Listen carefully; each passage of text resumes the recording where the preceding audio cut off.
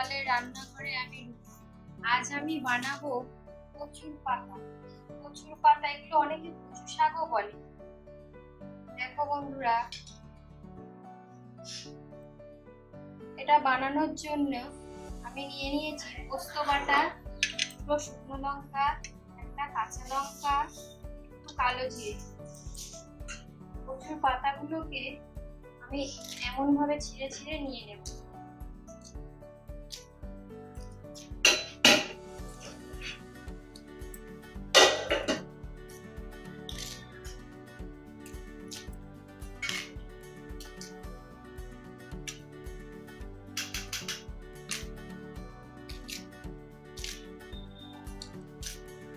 বাদ বাকি যে এই অংশটা এটা ফেলে দেব। কড়াইটা বসিয়ে দিয়েছি, এবার কড়াইতে অল্প করে একটু তেল দিয়ে দেব।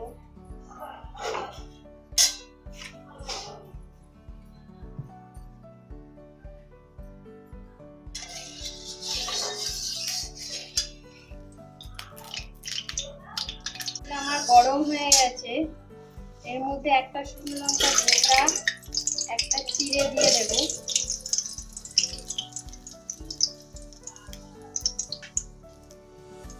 একটু কালো জিরে দিয়ে দিচ্ছি।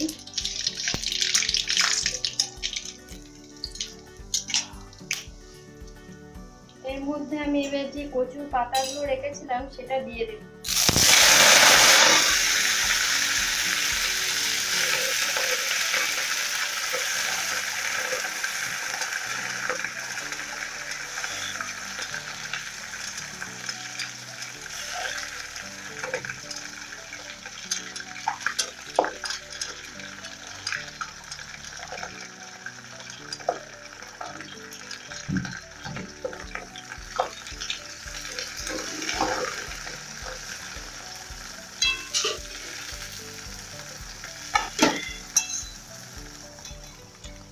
এবার আমি পাতাটাকে চাপা দিয়ে দিচ্ছি।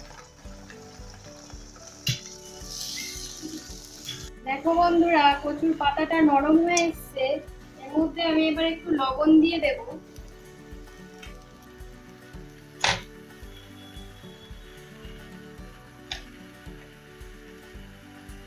একটু হলুদ গুঁড়ো,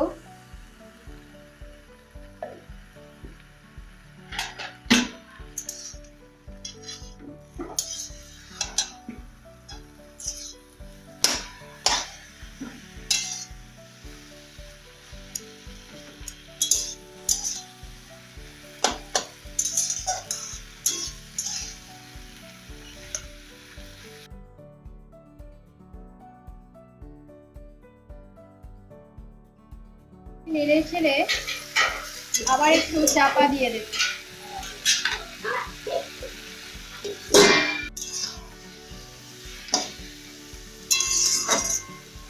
এখন আমি পোস্ত বাটাটা দিয়ে দেব।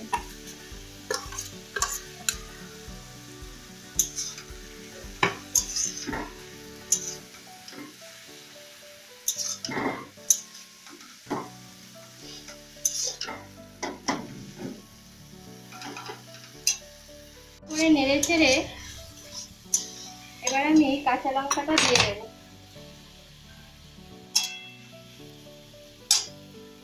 একটু কাঁচা সর্ষের তেল দিয়ে দেব।